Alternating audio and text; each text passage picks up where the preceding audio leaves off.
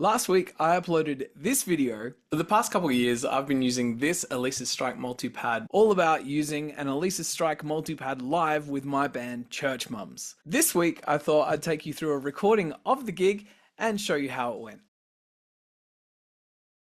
Last week, I uploaded a video talking about how I use an Alesis Strike Multipad live with my band Church Mums, and in particular, how we use it for our song Kool-Aid.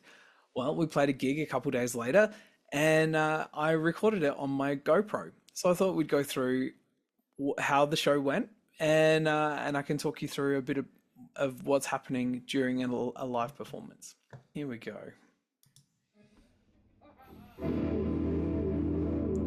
So here I'm just waiting for my bandmates to be ready for me to trigger the song.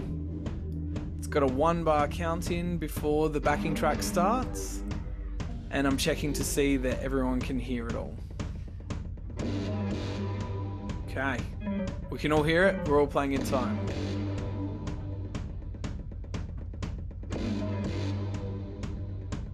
Trying to decide if I'm going to do a little fill.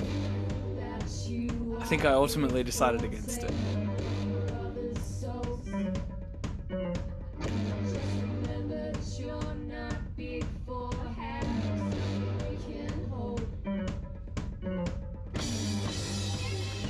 Clearly I like to use my acoustic cymbals even though I'm playing on the multipad.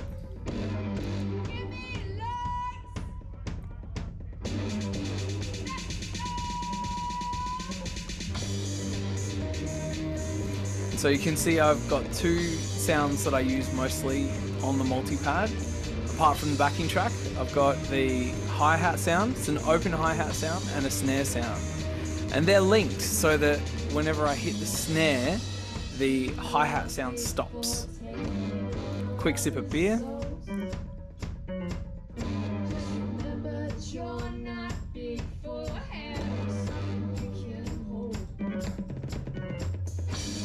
I've got 4 more sounds programmed on the multipad, and that's 3 Roland 808 tom sounds and a cymbal sound.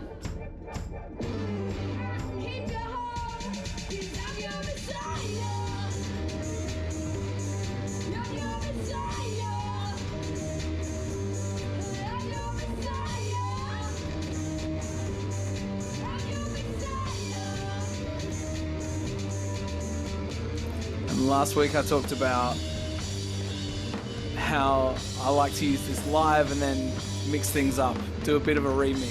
So here I'm playing halftime on the acoustic kit, make it a bit heavier, play lots of big fills.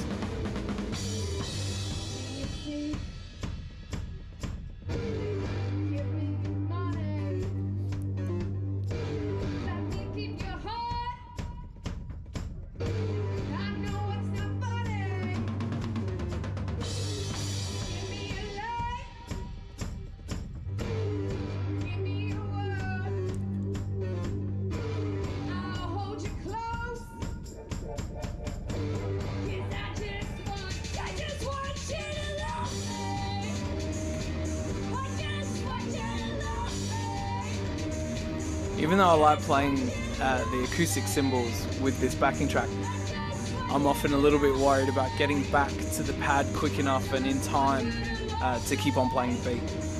But on this performance I seem to have been reasonably successful.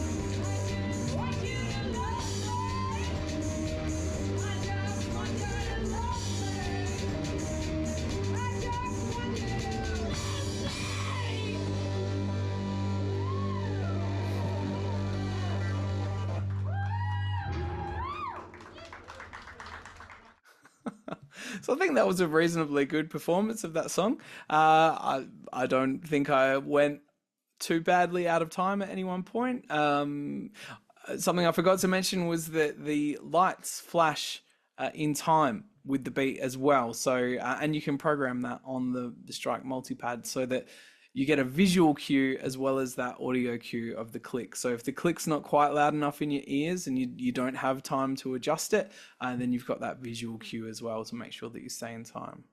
So yeah, that is the results of learning how to use a Strike Multipad to program backing tracks and use electronic drum sounds in a live environment.